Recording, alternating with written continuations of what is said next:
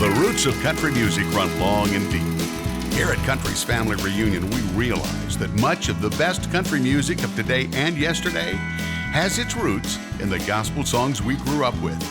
So we decided to call this series Old Time Gospel, a celebration of the best gospel music of the past 50 years along with some new ones. And we invited our Country's Family Reunion legends to join us. It's a Country's Family Reunion gathering like no other. So come on and join the chorus, won't you? For Country's Family Reunion, Old Time Gospel.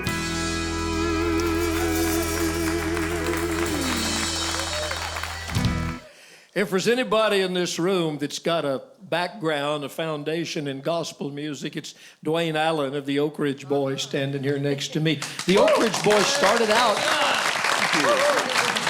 actually they started out as the Oak Ridge Quartet many years ago. And they sang hillbilly music and gospel music, and that was kind of before country kind of got its foothold in the 40s, actually.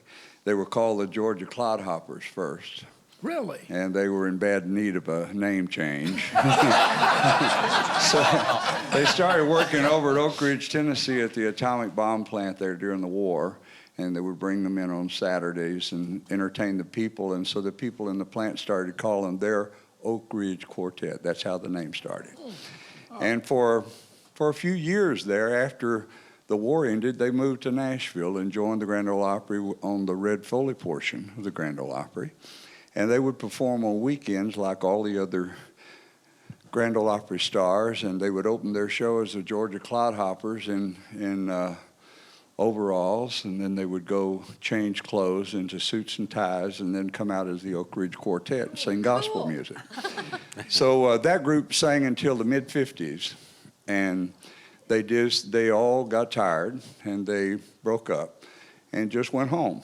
And for about 2 years, there wasn't anything by that name going.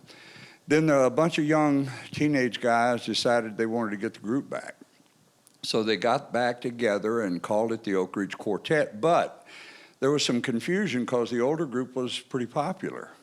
And so here was a bunch of young teenage guys calling themselves the Oak Ridge Quartet. So they experimented with several different names over the next period of time. In fact, the album just before I came with the group, they had gone back to using Oak Ridge Quartet. We still own both names. When I came with the group, I loved the word boys. We've never used the word quartet again, except in historical terms. And so in 1966, I came with the group. It was already a gospel group, and we made several gospel albums, had 35 number one gospel songs before Y'all Come Back Saloon came into our life. Boy, that was a switch, going from gospel music to the Y'all Come Back Saloon.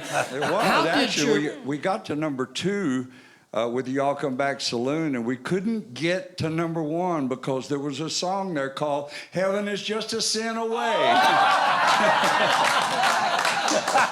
Oh, my goodness. How did the fans of the Oak Ridge Quartet and the gospel thing, how did they take it when all of a sudden their favorite guys are singing the Y'all Come Back Saloon?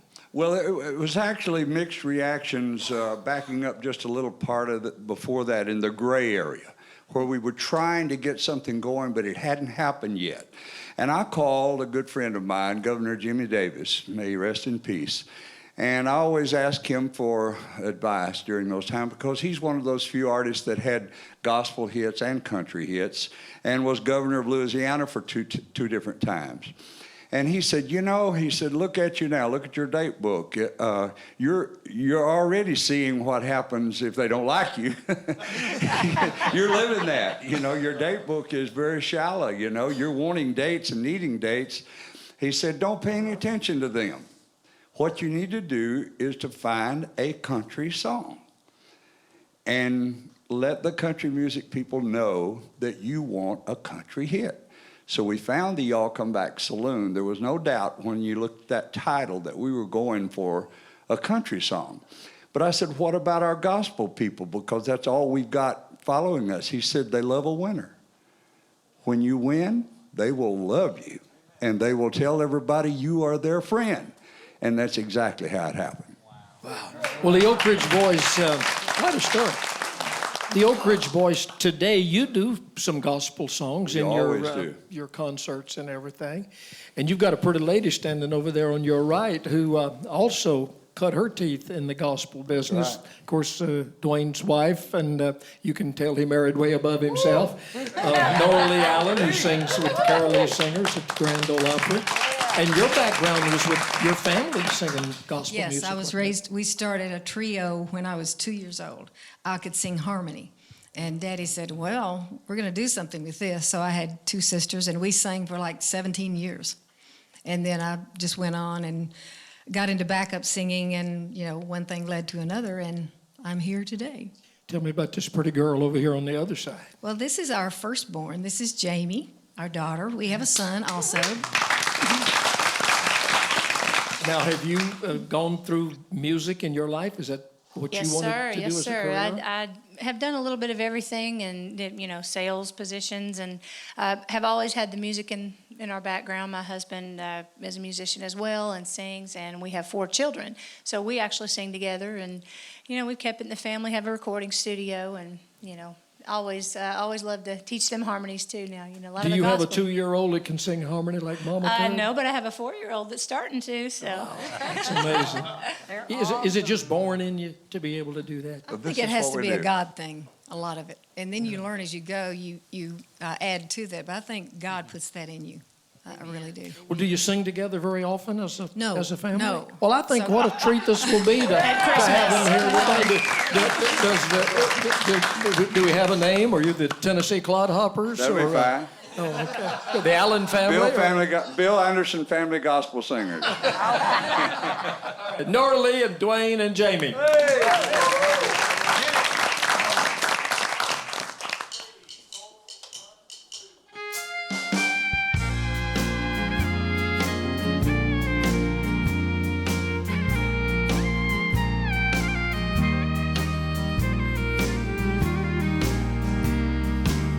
Our little boy was put to bed, tired from his busy day. I tucked him in and kissed his face and said it's time to pray. As I slowly turned to leave the room, I stopped to hear him say, Dad, I need to talk to someone now. You must go away. Dear God, I pray, please keep our world safe. You must have loved us quite a lot to make us such a pretty place. If you'll let me grow to be a man, I'll give you all the help I can. Please, God, please keep our world safe. They say you made this great big world in less than 7 days. I know your son lived here a while. Did you know I know his name? It's sad to think some people don't really love you at all. I'll do my best to change their mind if you'll let me grow real tall. Dear God, I pray, please keep our world safe. You must have loved us quite a lot to make us such a pretty place. If you'll let me grow to be a man, I'll give you all the So God, please keep our world safe. I'll give you all the help I can. So God, please keep our world safe.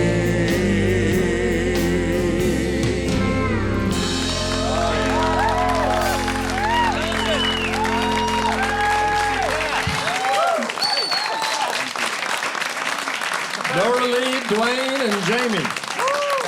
That is terrific, guys. Thank you. Don't hold back, Dwayne. It makes me mad when you hold back. That's terrific. They've never really performed together. That is extra. Oak Ridge what? Oak Ridge girls. Yeah.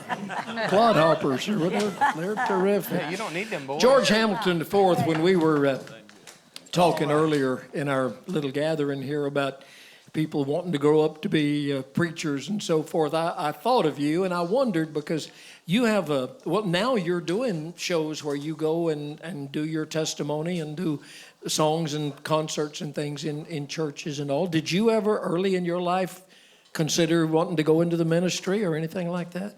I had the privilege of growing up in a Christian home. My daddy was a Sunday school superintendent in the little church in Winston-Salem, North Carolina, and we were in church every time the doors opened. And I felt a calling, in my heart when I was about 13 or 14. And I just kind of pushed it aside, because I wanted so much to be a country singer. My dream was to be on the Grand Ole Opry and come to Nashville. And but I felt a strong calling toward the ministry. And it's kind of ironic now at age 74 and after all these years in country music, I seem to be singing in churches more than anywhere else. And it gives me an opportunity to kind of share what I believe in song. I'm not a preacher by any means, but I do get the joy and the privilege of singing and sharing about my faith in story and song. I've been working on a project recently called A Tribute to Luke the Drifter, the other side of Hank Williams.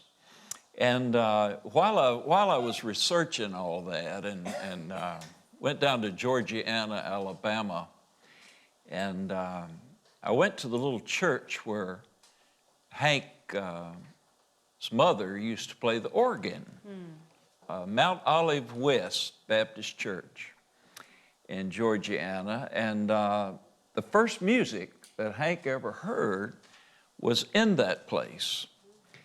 His mother, they called her Miss Lily, and she would play What a Friend We Have in Jesus and the Old Rugged Cross, and that was Hank's earliest musical influences.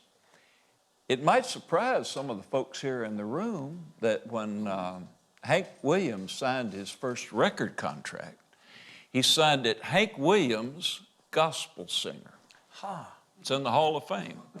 And the first songs that he wrote and recorded were gospel songs. When God Comes and Gathers His Jewels and Calling You. I went down to that little church a while back during the Hank Williams Memorial Celebration. They have it every year. And one of the old timers there, one of the deacons at Mount Olive West Baptist, told me that he remembers when Hank was about 5 or 6 years old, and he was sitting on the bench beside of his mother, and she was playing all the gospel hymns, and he had his short trousers on. He was just sitting there beside of her. And when it got kind of quiet in the church that day, he stood up like he wanted to say something. And everybody got real quiet, wondering what this little kid gonna do.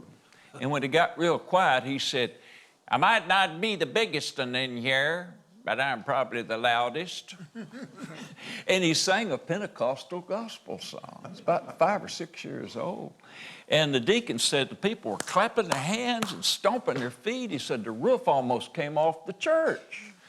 the deacon said the dirt daubers was a swarming in here. And he said, I turned around to my buddy on the pew beside him, and I said, that little kid's liable to mount to something. He's liable to mount to something. Well, he sure did.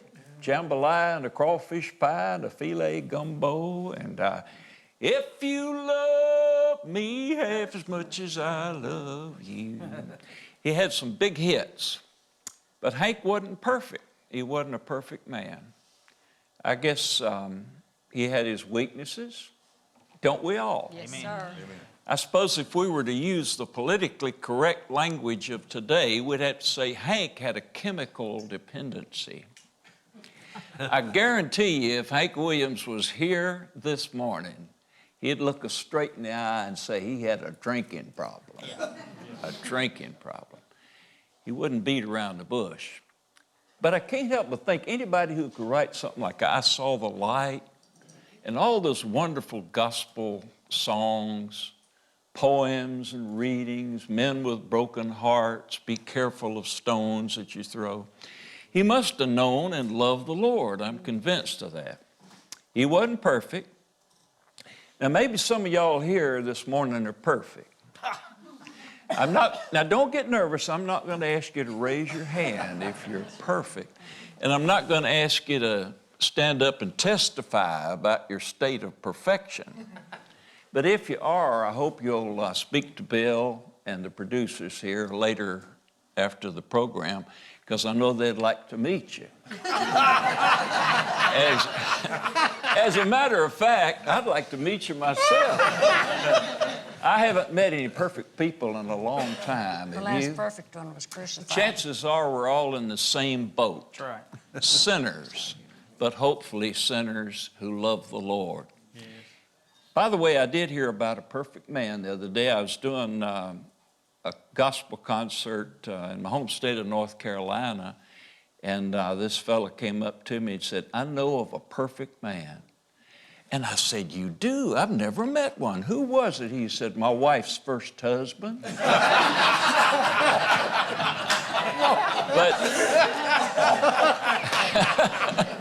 I can't help but think that Bill, if some of us who call ourselves Christians had spent more time loving Hank and counseling with him about his chemical dependency and helping him instead of just putting him down, he might still be writing songs like I Saw the Light and all them others. George, you missed your calling, buddy. You should have been a preacher. I know about that.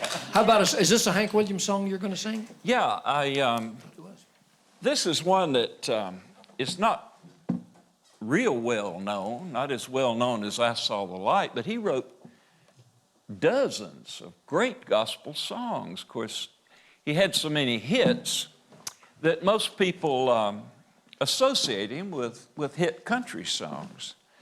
But I Saw the Light is enough right there to let you know that he had a heart for the Lord. That's right. And that he loved the Lord.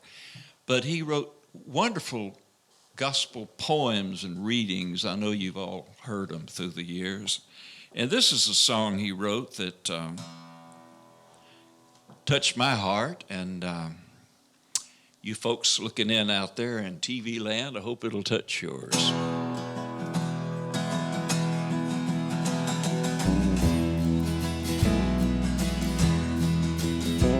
There's a story, oh, it's often been told of how our Savior died. As they nailed his hands, he cried, they don't understand, as the blood flowed from his side. How can you refuse him now? How can you refuse him now? How can you turn away from his side? With tears in his eyes, on the cross there he died. How can you refuse Jesus now?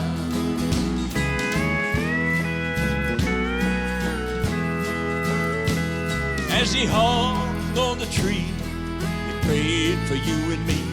There was no one his pain to heed. Before he died, he faintly cried, "Oh, Father, forgive them, please." How can you refuse him now? How can you refuse him now? How can you turn away from his side? With tears in his eyes, on the cross there he died. How can you refuse Jesus now? How can you refuse Jesus now?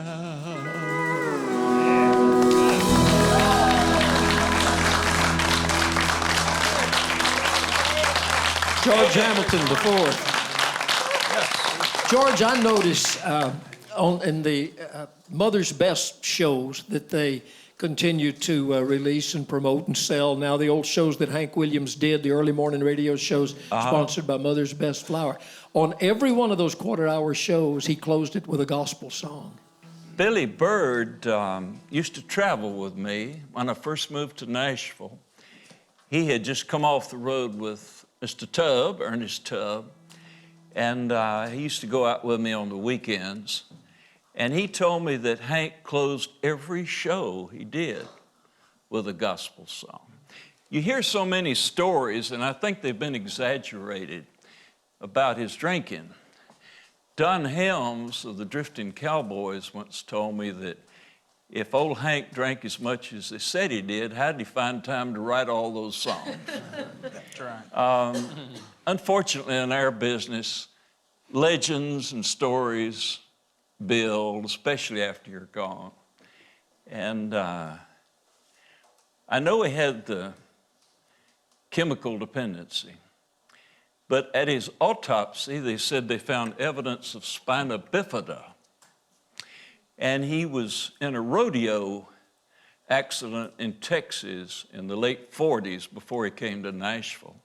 He was thrown off a horse, and he had an extremely painful spinal injury. And the doctors told him that if he had surgery, he might never walk again. So I suspect that probably that contributed to his use of alcohol and painkillers, and various things. But I just know in my heart that he loved the Lord. And I think the songs speak for themselves. You know? Thank you for sharing that. That's terrific. Reverend George Hamilton. Yes. Hi, I'm Larry, and I'm an alcoholic. We might as well go have a meeting. You know, we're talking about the Lord. You know, Jesus ran around with the common people, the ordinary people, tax collectors, you know, ladies of the night, fishermen, you know. And I believe they told stories, you know. I believe one of them was perfect, and the rest of them well, we know fishermen lie. I'm sorry? We know fishermen lie. Fishermen will lie. I said, you should have been here yesterday. We caught 1,000. But I heard a story you mentioned, Don Helm, and I think it's one of the funny stories I ever heard. Don was in a bar one time, and they had, he was sitting there, and he'd had a few adult beverages, the late, great Don Helms, and he was sitting there, and he'd kind of gone to sleep on his hand, you know, like on the bar.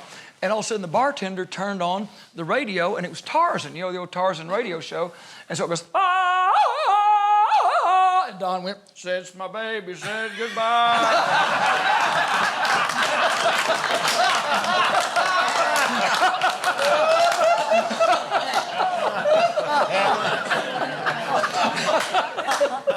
You were talking about to Bill Mack earlier, and you didn't mention that he's a great booking agent. He's probably the best booking agent I ever had. He booked me at Willie Nelson's church down in Abbott, Texas, and it was one of the greatest days of my life. Thank you. Listen, you were great. You were great. I wish I could have been there. I gotta tell a Hank Williams story. It won't take long. When I first started out, I never got to meet Hank. But when I first started out in broadcasting, I was in Amarillo, Texas, and they had booked in Little Jimmy Dickens, Ernest Tubb, Andy Lewin, Danny, Minnie Pearl, and Hank Williams. And I was an idol of Hank was the one that really turned me to country music with Mansion on the Hill. Mm-hmm. Well, my radio show was at 5 o'clock in the morning. So I read that in the paper, and I thought, I've got to get those people on my show. Well, I got to get Hank Williams on. So, but first, I'll warm it up. I'll try to get Ernest Tubb on. This is 5 o'clock in the morning. They had just arrived at the Herring Hotel around 2 o'clock, traveling from Nashville. So I called the hotel. They said, and I said, I'd like to talk to Mr. Ernest Tubb. And they said, well, we've been told not to disturb those people until at least 11 o'clock. I said, he'll want to talk with me because I'm with CBS. Well, I was not with CBS. I was with a CBS affiliate. Anyway, they woke Ernest up, bless his heart, and he said, son, I can't make it out to be on your program this morning, but I'll try, while we're in town, I'll try to come out and see you, which he did. Then I thought, well, I finally got the nerve. After I hung up with Ernest, I called the Herring Hotel back, and I said, I'd like to speak to Hank Williams. Don Helms loved for me to tell this story. And so they said, oh, well, no. He said, no way do we awaken him until noon. And I said, you better ring the room because I'm with CBS. Oh, you're the, okay. So the telephone rang, and Don Helms answered the phone. And I said, I'm with CBS, I'm Bill Mack with CBS. I'd like to speak with Hank Williams. He said, he had a back problem. He did have that back problem. He said, he's just taken a shot for his back and to get some sleep. I said, he'll want to talk with me. I'm with CBS. He said, well, hold on a minute. And it seemed like 5 minutes before this voice comes on the telephone. He said, yeah. Who's this? I said, I'm Bill Mack. He said, that's your trouble. I said, Hank, I would like for you to come down and be on my radio show. He said, what time is your radio show? And I said, 5 o'clock. He said, 5 o'clock a.m. or 5 o'clock p.m.? I said, 5 o'clock this morning. He says, boy, have you lost your mind? I never got to meet him, but he gave us so much in gospel, as you said. Yeah. And just had to insert that because he was my hero. Yeah, mine too. I don't guess anybody in this room, unless maybe Gene Shepard. Did you know Hank Williams? I met him. Did you know him, or just you met Well, him? Did you do shows with him or anything? Worked a couple shows. Of course, I always went out to every show that come close to my house just so I could meet the musicians and get to know them because I knew I was going to, not a musician, but anyway. I had talked to Don Helms and a bunch of them in this big dance hall, and I told them, I said, I'm going to be a country singer. They said, really? Hank come in, they introduced me, said, this little girl wants to be a country singer. He said, you're kidding. I said, no. He said, well, there ain't many women in country music. I said, I know, sir. I'm fixing to change that. And you did. Linda Davis, we go back and start talking about all this old stuff. You feel like this is ancient history? No, it just feels like I am in the most awesome company I could ever be keeping. And not only the country music history, but that you're Christians. That just is like icing on the cake. It just makes me so happy to be here. Thank you for asking me. Well, we were glad to have you back. You were on one of the recent ones that we did when we just were doing the secular music and all. But you and your family, of course, your daughter, Hillary Scott, is part of a little group called Lady Antebellum that's doing pretty well these days. Congratulations for all of that in the family. But I've never really sat down and talked with her about it, but I know you and Lang well enough to know that you raised her right, going to church and knowing the right things to say and do. Well, we tried and continue to try to be good examples to both our girls. And I was raised in East Texas and went to church. Somebody was telling the story earlier about every time the doors were open, they would be there. And probably several of us had that experience. And I'm so thankful now. At the time, I probably was dragging my feet and made us late because I might not have wanted to go, but I'm so glad my mom and daddy raised me in church, a little missionary Baptist church. Gary, Texas, Enterprise Missionary Baptist Church. That's the name of it. That's where I was saved. That's where I was baptized. Do you sing gospel music or religious music at all when you perform your concerts? From time to time, I do, and it's always with me. I take it with me. Sometimes I write gospel songs. You just, when you're raised with it and love to hear it, it's just always there. And the different influences musically, so many of my country music heroes have that gospel influence, and therefore I borrowed some of that. So it's a real natural thing, and to be here and to be able to get to sing a gospel song with all of you, it just thrills me. You go sing with the Whites? They've said yes. I invited my friends to sing with me, and it's a thrill to have Go sing them. up there, you gonna come down here? Let's go up there, girls. All right. Linda Davis, Whites.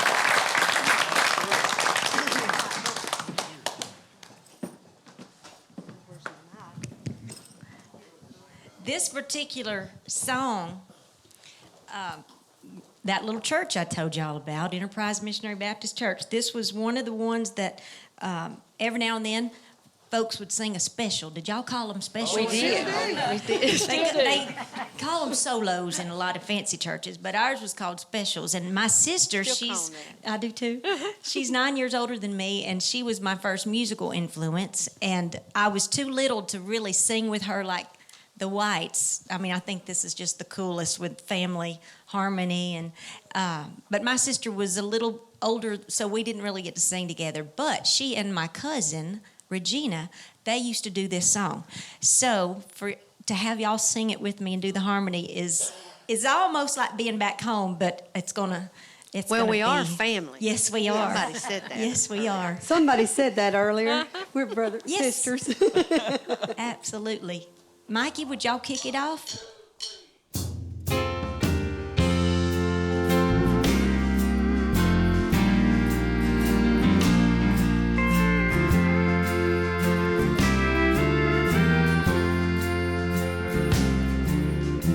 Have you a heart that's weary, tending a load of care?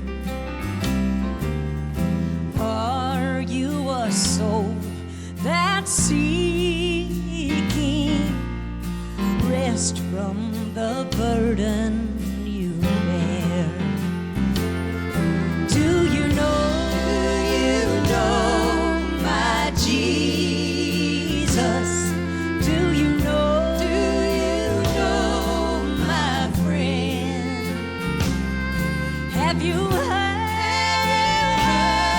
he loves you, and that he will abide till the end?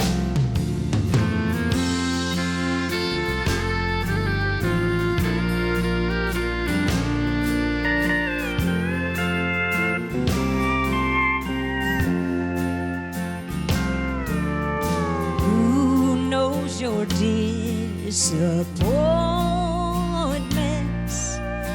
Who hears each time you cry? And who understands your heartaches? And who dries the tears from your eyes? Do you know my Jesus? Do you know my friend? Have you heard he loves you, and that he will abide till the end? Have you heard he loves you, and that he will abide till the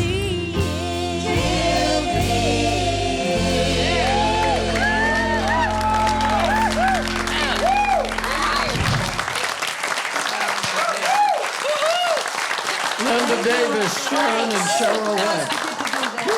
Do y'all always work up the one?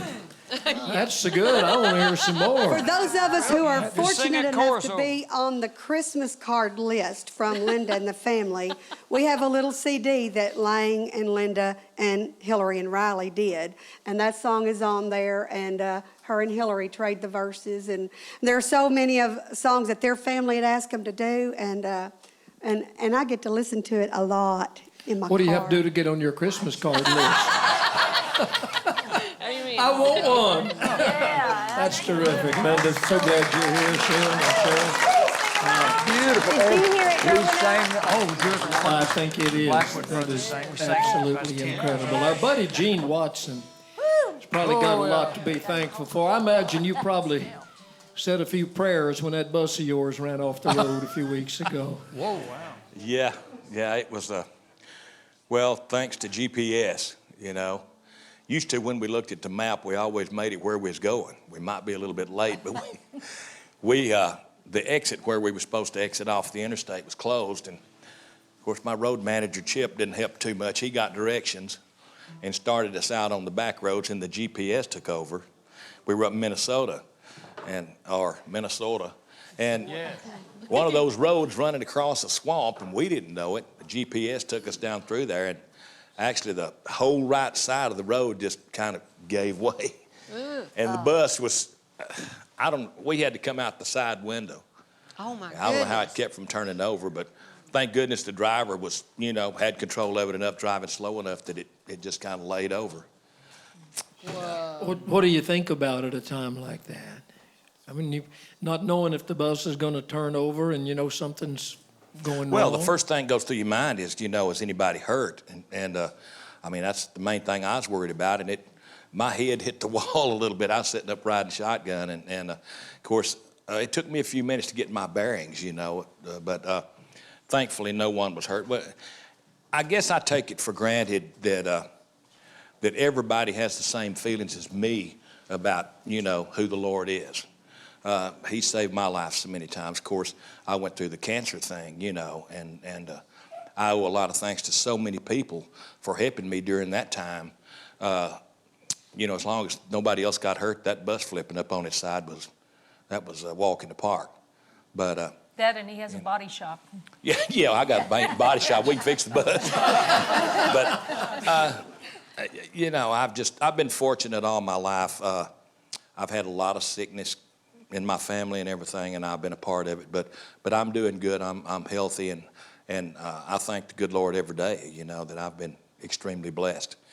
I grew up going to a church. My mother was Free Holiness, and she was probably one of the finest Christian women I ever knew in my life.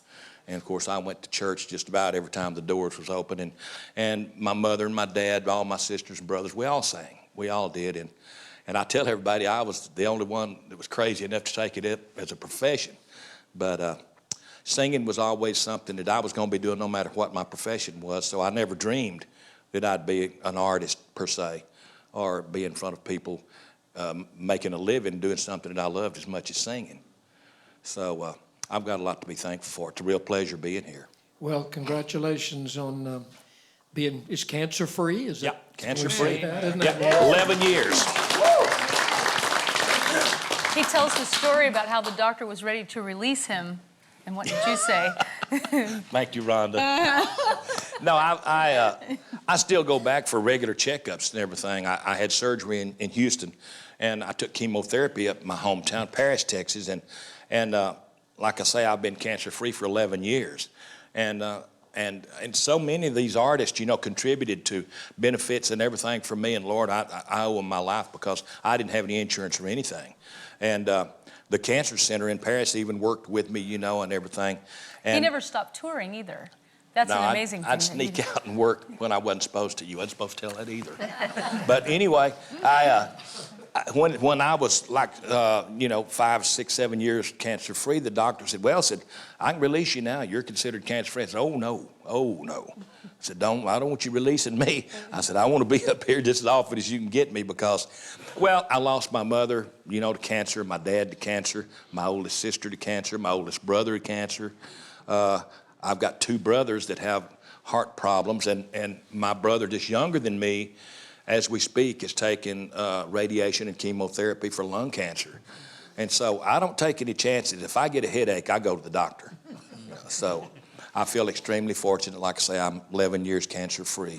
Now that you and Rhonda Vincent are a duet act, I ask you a question and she answers it. Is that She does part of the new You know, Darren told me one time, he said, you'll find out.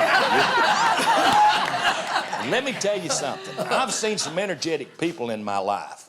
But I tell her all the time, Rhonda, you're going to have to settle down. I ain't that quick. He has to drink 2 Red Bull. Gene has to drink 2 Red Bull when he knows he's going to be around me. I wish y'all had worked up a gospel song together because I love the sound of your voices together. Maybe during one of our breaks you can work one up. Well, we've got this duet album, and we're both just thrilled to death with it. And I'll have to say that you know when you're singing with somebody that knows what they're doing when you stand up there with Rhonda. Because if she can see your lips, she's on you. I mean, she knows what she's doing. Like a license plate. And she's a thrill to work with, and I'm fortunate. I feel fortunate to be working with her. We've got some shows that we're doing, and she does her bluegrass thing and calls me up, and then I do my country thing, call her up, and it all winds up being a great show, and we really appreciate working with each other, I think. We love it. CD's great, yeah. We love it too. The music's great. How about a gospel song from Gene Watson? I don't want to. Well, all right, we'll move right along. Yeah, you big stuff. After that, which is this my Mercury microphone here? You know, I'm enjoying just sitting there, and that last song, I don't want to follow that. This song is a song that was written by a cousin of mine, and I was fortunate enough to be able to come to Nashville and record an album and bring 2 of my sisters, Virginia, who is just older than me, and then my oldest sister, Mary Lois. And since we recorded this, my oldest sister passed away, and my cousin that wrote this song, she passed away. But this was one of my favorite songs on the album, and I thought it was a real uniquely written song because it seemed to tell the other side. Everybody knew, you know, about Christ, you know, and the thorns around his head and all that, but they never thought about the blood he shed before they put him on the cross, you know. And that's what this song's about. And I haven't tried to sing it since we recorded it, so y'all say a prayer for me. I imagine I'll need it.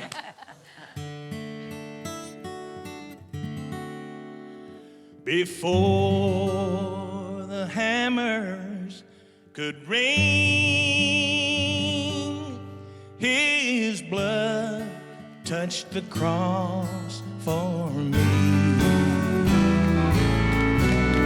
Before the hammers could strike the nails that pinned him to the tree,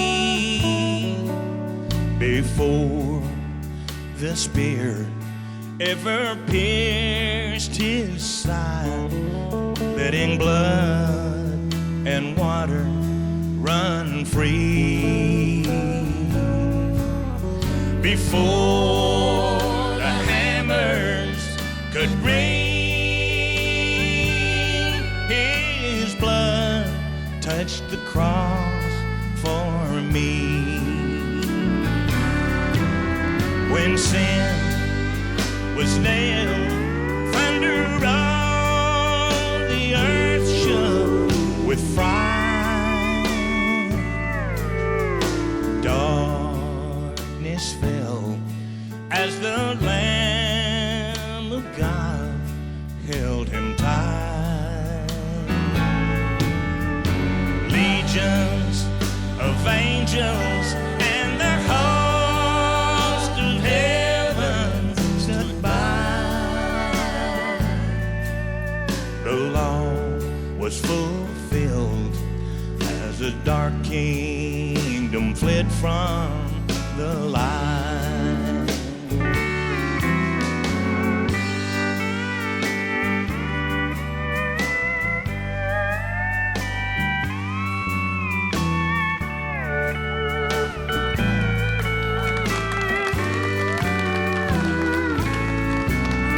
Before the hammers struck of thorns made him bleed, and the stripes on his back led a bloody trail all the way to Calvary.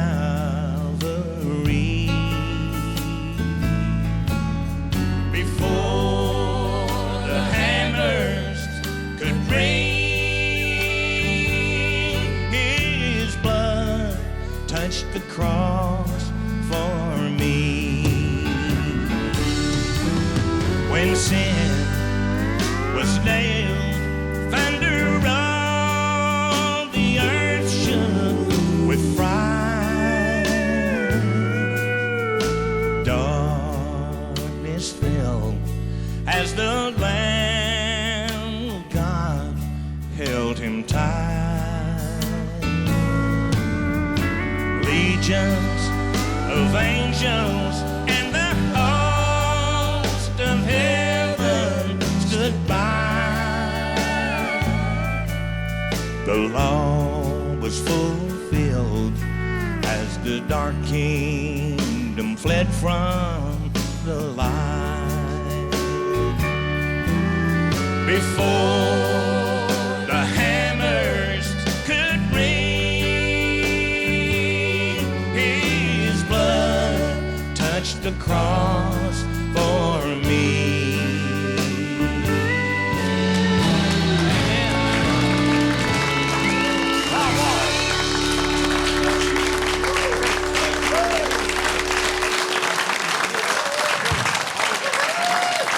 Great job, Gene. That's terrific. That's a great album, too. I think right now, after that, would be probably a good time for all of us to acknowledge and thank the band up here for the great job that they're doing with everybody in our gospel gathering.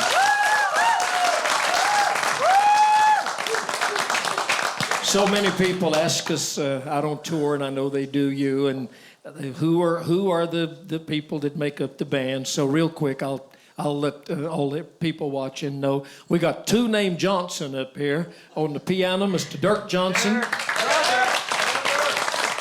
On the steel guitar, Mr. Mike Johnson.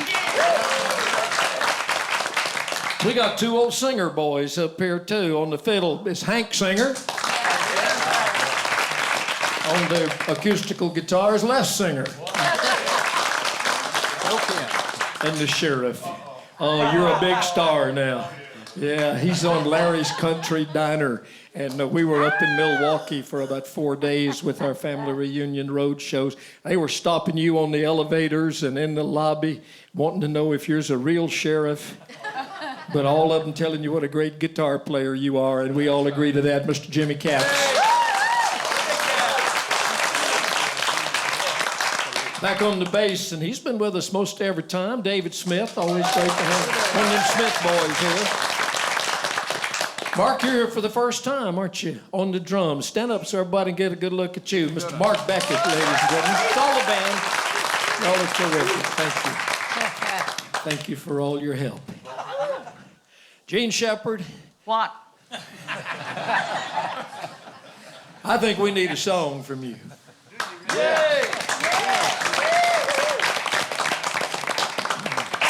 I've worked enough concerts with Jean to know that she sings a good many gospel songs. And dances all the way. She's showing off. To the stage. No, I get a stool. Absolutely. There's something wrong with my feet, but my feet don't sing. That's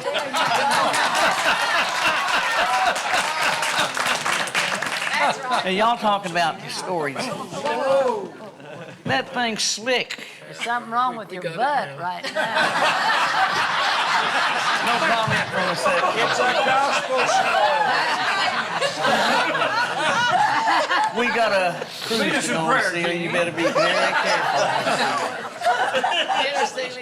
careful. Raised up as a kid, we took to church every Sunday about 3 or 4 miles walking. And my mother, bless her heart, she would get us in there and scrub us down with lye soap. She scrubbed us till the skin come off. And she dressed us in our best clothes, which consisted of checkerboard squares, Purina. I used to think Purina was the largest clothing manufacturer in the world. We had a preacher, Brother Jones, very common name. He would preach the gospel, then take off in his old car and go somewhere else. Well, one Sunday, he had a tendency to nip a little bit. Actually, he got drunk. But the Lord didn't hold it against him, so we didn't either. We figured that was up to the Lord to take care of him. He left the church, the schoolhouse where we had church. He left it one Sunday and in his old car, and he got to wobbling. The sheriff was behind him and pulled him over. The sheriff said, "Brother Jones, you've been drinking?" He said, "No, no, no, no." He said, "What's those bottles back in the back seat of your car?" He said, "They're filled with wine." The sheriff uncorked one of them and drank it. He said, "Brother Jones, that's wine in those bottles." He told him it was water. He said, "That's wine in them bottles." Brother Jones said, "Oh, hallelujah, he done it again." Let me get my seat here. Okay, gang, where no one stands alone, there ain't nobody gonna stand alone nowhere.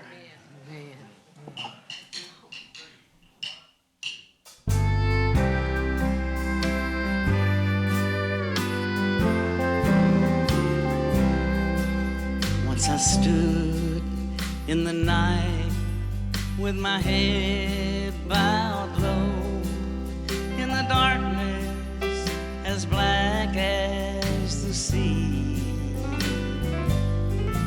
and I felt so alone, and I cried, "Oh Lord, don't hide thy face from me. Hold my hand all the way, every hour, every day, from here to the great unknown. Take my hand and let me stand where no one stands alone."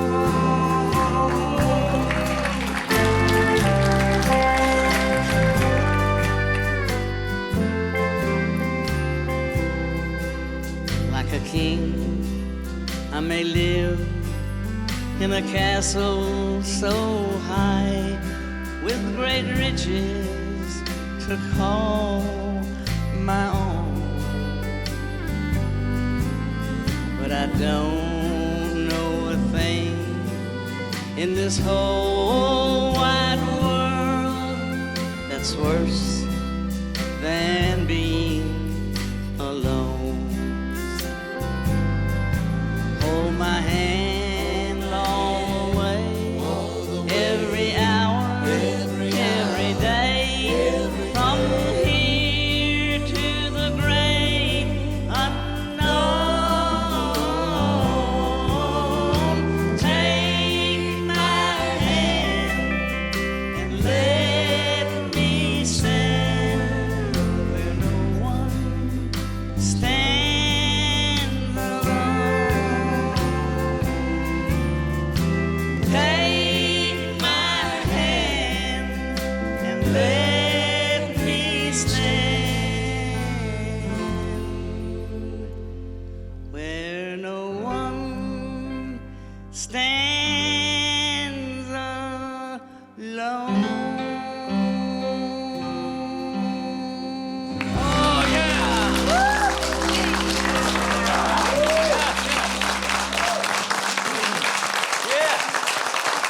Country Music Hall of Fame member, Miss Jean Shepard, after all these years, but you are deservedly so. I'll take this if you want to.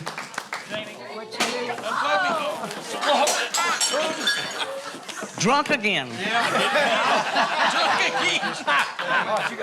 a big guitar break now. There. Okay, Bill, clean up on that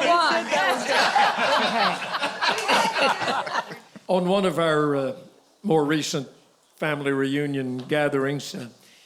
Joey and Rory visited us for the first time, and so glad you came back for this go around with the gospel music. I have gotten to know these people much better than I did in the beginning. If you ever get a chance, I'll say this to everybody here and watching and everything. If you ever get a chance, they've got they live out in the country, number one, way south of Nashville. And they've got a little restaurant out there, a little family eating place. You don't see, how many people does it seat? Doesn't seat very many. Comfortably about 45 or 50. Does it seat that many? Yes. 45 or 50? Yes. Called Marcy Joe's Meal House. Meal House. I love that name, Meal House. And they serve breakfast to die for. I met Rory there, and we spent about 2 hours eating breakfast. And Joey, you go down there and cook some even, don't you? I do. When we're off the road, I'll go down and make some bread and make some biscuits and pour some coffee and greet people. Well, it's a wonderful place. It's kind of a throwback in time. I mean, you feel like you just kind of went through a time warp when you go down there, and it's terrific. And I thank y'all for inviting me down, and I think you ought to invite everybody. All of us. Everybody's invited. We'll charter a bus and go down. I've been there, and I can tell you, it is absolute to die for. It really is, isn't it? The atmosphere and everything, It great. is. I brought home, they gave me some of the little cards with the recipes, various recipes they have, and it's Marcy Joe's. Just go down Highway 431 south of Nashville, and sooner or later you'll get there. Yes, you will. Mostly later. Yeah. You guys, what have y'all done in the way of gospel music together or separately? Well, together we haven't done a whole lot. I mean, that's one of our goals is we want to record a gospel record. A lot of the music that we write or that we sing is inspirational. So it really touches on our faith and what's most important to us and our belief. I grew up in a Christian home. My mother took us to church when the doors were open. And so I've always, believed. And I think just like all of us in this room, I'm sure, there's times we feel like we're closer to God than we're not sometimes. Sometimes we can get off track. But when you get back on track, you know it. Because The song y'all did the last time you were here had a bit of a gospel overtone to it. It's called the Bible in a Belt. Yes, sir. Which was, We every record we make is a gospel record because it's part of our lives. Just like the country songs we sing and singing about family or whatever it happens to be, we always include something on our records where we're singing about our faith, and that's that kind of song where it's just like Dallas had said. We sing about all kinds of things because we go through all kinds of things. But the most important thing we sing about really is our faith. She's been bawling this whole time. She's just been torn up again and again. It's just been such a wonderful thing. And as Joey mentioned, sometimes you feel closer to it and sometimes you don't. You sure feel closer to it right here today. You've done a Christmas record. We have done which a Christmas is, record. I guess, out for the Christmas season of 2011 and will be available on into the future years. And when you sing Christmas music, you call it Christmas music. I mean, that's you're expressing your faith. In a lot of ways. Absolutely, yeah. Could we get a song? We from would the love two that. of you? These guys are doing terrifically well together, husband and wife team, Joey and Rory. Have I got somebody's microphone? I think I do. Well, the song we're going to sing today, Rory and I have been married for 9 years. We'll celebrate 10 years next June. I would help you, but I don't think I better. No, that's okay. I got it. Thank you, Jim Ed. I appreciate the offer. These pockets just aren't quite big enough, so I'll stick it somewhere. But Turn around. You stay there, Jim Ed. I've seen you work.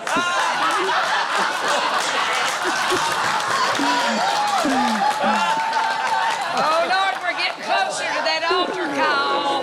Just kidding. Yeah. We love you.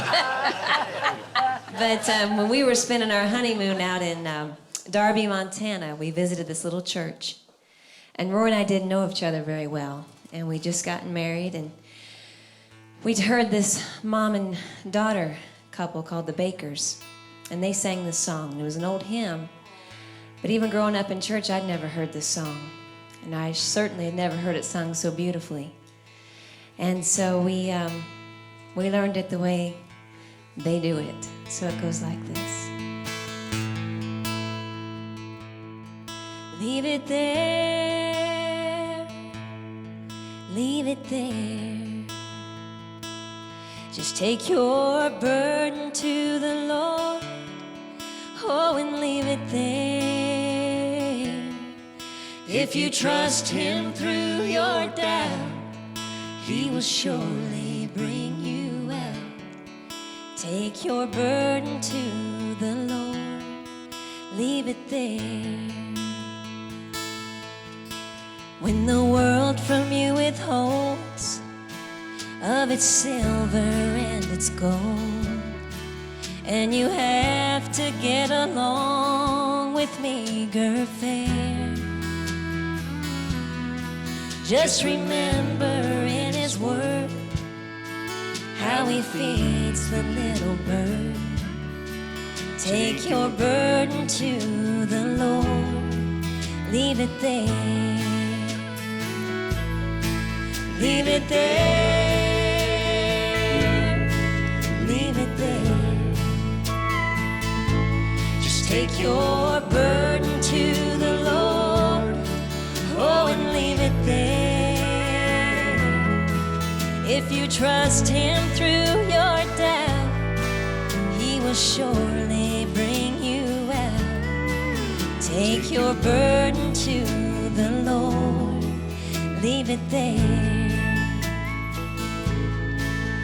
If your body suffers pain and your health you can't regain, and your soul is slowly sinking in despair, Jesus knows the pain you feel. He can save and He can heal. Take your burden to the Lord, leave it there. Leave it there, leave it there. Just take your burden to the Lord, oh, and leave it there.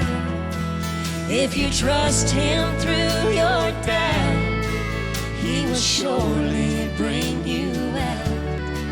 Take your burden to the Lord, leave it there. Take your burden to the Lord,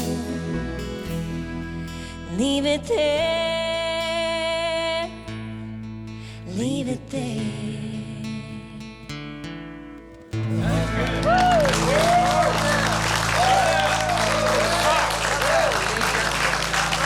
That's good. That's great. Thank you for sharing that. I gotta ask you. You said you were on your honeymoon and you didn't know him very well? That's exactly right. Well, we came around pretty quickly, and I knew that this is kind of how God works, and we really feel that this is ultimately why we have an opportunity to do what we get to do, is because I knew that I was supposed to be with this fella in overalls. Yeah. And I knew that we didn't waste any time either. We knew each other for about 2 months. We were engaged 2 months later, married 2 months after that. Truth is, we wanted to really wait till we got married, and she couldn't wait any longer. That's my story, not really. No, but we did. We didn't know each other at all. It was kind of an arranged marriage in the sense that my wife knew we were supposed to be together, and I felt the same way. And so we just headed down that path. And when we got married, I had 2 little girls that had lived with me all these years, and so she became an instant mama. And so she just joined our household, and we became one really all together. And it's been amazing. And being out there in Montana. We heard that song, and at that moment, that was for sure what we needed to hear. And ever since then, we leave it there every chance we get. Amen. Good words. Beautiful. Thank you. Billy and Rory. Yeah, Barb. I don't mean to be rude, but I got a real vision. Well, wait, you you're fighting being her rude. off. I was about to talk. No. Go ahead. What you stepped on the line. It doesn't matter now. Go ahead. I just said I got a vision of him fighting her off, don't y'all? Okay, I should have kept talking. No, I got to tell you a little funny thing that happened with that song. We'll be the judge of that. Okay, well, you can laugh if you want. I love you so much. You know I'm messing with you. I know, it's okay. 2, 3, 4. Hurry now. You'll make me forget. Bill, can I move? Don't make me come over there. No, I was, Roy and I were in Pigeon Forge and some friends there. We just passing through and we went to see them. And they were having church service that night. So they said, would y'all come? And said, would you sing, would you mind singing a couple songs or whatever? And so I said, oh, that'd be fine. So we took the tracks, and the best I remember is when we were still using tapes. And so I think I took 2 or 3 songs in there, and so sang those. And so they wanted to take an offering for us. I didn't even know they was going to do that because we were just there. And so he said, do you have another song we can sing? And for whatever reason, their musicians wasn't there that night. And I said, well, the only tape I have left is Leave It There. So that's what I sang that during the offering. So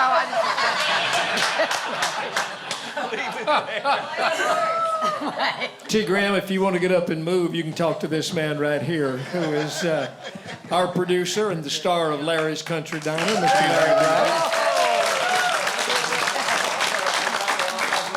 We're going to take a break here in just a second. Before we do that, when we come back, we're going to do a tribute to Ira Stanfield. Now, the reason that this is important, see that Black Evangelist thing? I was 8 years old there. That's my trombone. That's my busted elbow just before they took the shot. And we used to do a song called Christian Cowboy that Ira Stanfield wrote back in 1946. He also wrote Supper Time and Mansion Over the Hilltop and a lot of those things. So we're going to come back and kind of do a little tribute to Ira Stanfield. But there is a guy that's here that has been taking pictures at all the diners and the country's family reunion things. Normally he's up on a ladder. And I asked Bill if it would be all right if I got him to sing a song. The story on the song, he's actually, if you ever see the diner, he is the husband of the waitress, Renee, on the diner. And I've known him since I came to Nashville. I worked with a guy named Bob McKenzie, and some of you in this room know who he is or was. And Phil ran a record company for him and wrote some songs, and he brought this particular song to him one day. And Bob said, run, don't walk to the nearest trash can and throw that one away.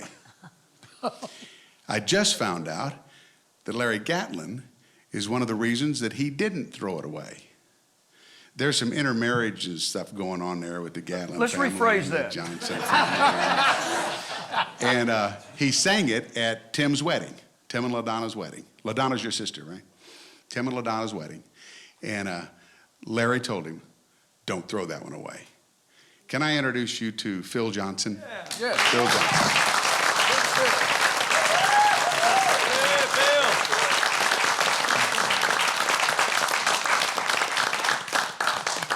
Thank you very much. Gordon. Great producer, too, by the way. Amen. Did you hear that? Yes, sir. The city was Jerusalem.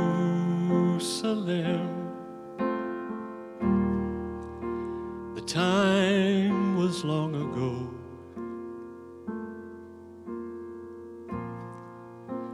The people called him Jesus. The crime was the love he showed, and I'm the one to blame.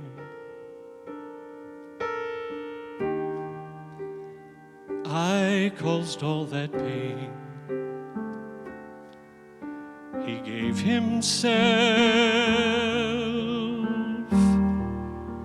the day he wore my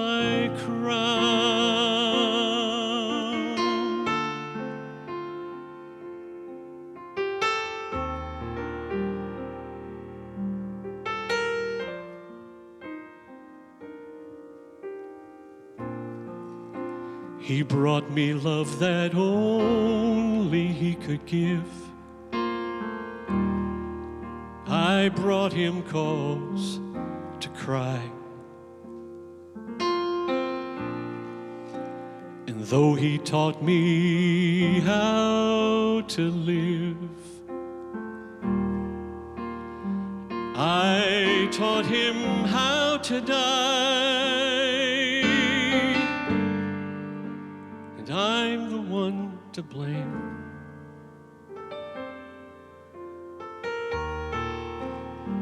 I caused all that pain.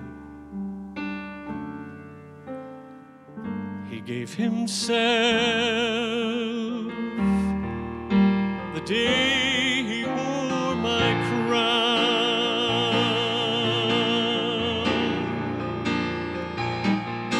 He could have called His Holy Father and said, take me away. Please take me away. He could have said, I'm not guilty, and I'm not gonna stay. I'm not gonna pay. But He walked right through the gate, and then on up the hill.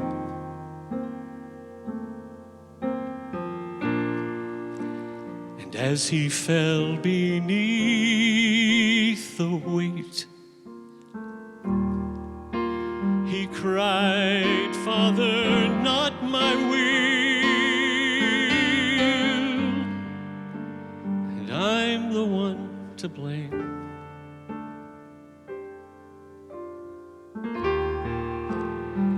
I caused all that pain. He gave Himself the day He wore my crown.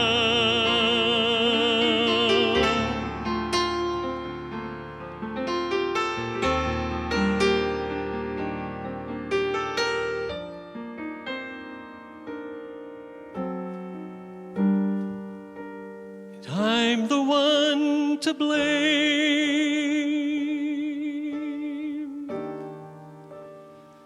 I caused all that pain. He gave Himself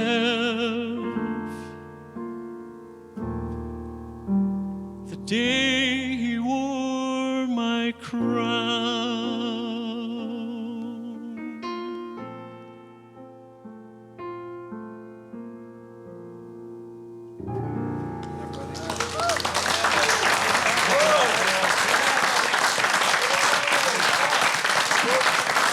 Bill Johnson, that is terrific. So glad you did not throw that away. That is terrific. What, did Larry just hear it and encourage you not to throw it away? We were at the dinner before the wedding, and we were all just sitting around singing songs, and Larry had just finished singing 300 of his latest hits. And it's been known to do that. And he asked me if I'd sing one, and I did, and he said, don't throw it away. Absolutely not. And we should also thank our friend Gordon Moat for a terrific job on the keyboard. Gordon, thank you, buddy. Absolutely terrific. We're going to take a short break. We'll have more when we come back.